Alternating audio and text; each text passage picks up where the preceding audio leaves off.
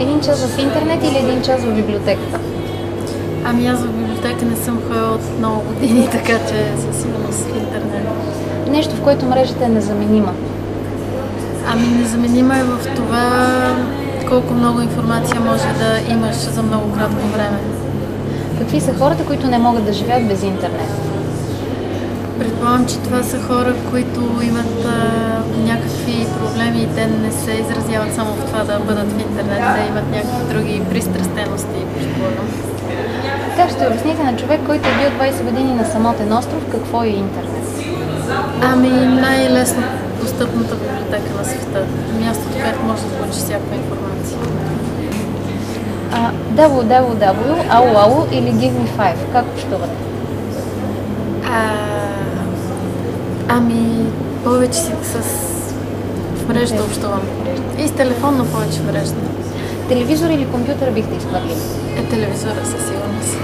Какъв би бил светът? Той е изхвърлен, в нас почти не съществува. Какъв би бил светът без интернет?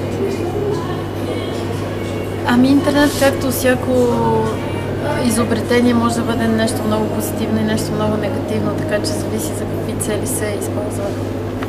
Какво количество интернет е вредно за здравето? Ами за мен е вредно, когато усещам, че започвам да стоя и чета някакви глупости и тогава знам, че трябва да спра. Случай, в който сте почувствали силата на интернет? Ами всекидневно я чувствам, защото особено сега като имам бебе, мога абсолютно всякаква информация да достигам.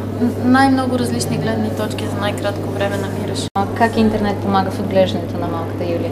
Ами вече доста пъти ми е помогнал, защото наистина в отглеждането на бебето има толкова различни теории, че така най-лесно достигаш до това, което искаш ти и ние много често си седим пред компютъра, докато я кърмя, така че...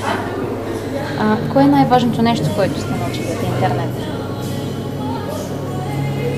Ами страшно много неща. Не знам, аз напоследък много чета разни автобиографии на хора, на Нелсън Мандела или на някакви такива хора и след това отивам и ги чета в Уикипедия и това ми е страшно интерес. Еко-интернет или екотуризъм? Ами двете. Еко-интернет. Какво е еко-интернет? Нямам представа, обаче видях, че Яхо имат някаква зелена, са си направили зелена страница и предполагам, че това все повече ще навлиза в всички големи search engine. Кое е най-яркото преживяване в интернет? Ами за мен най-хубавото е, че мога да комуникирам толкова лесно с много хора. С приятелите на чужбина може да комуникирам по Skype или ICQ. Това за мен е най-хубавото нещо.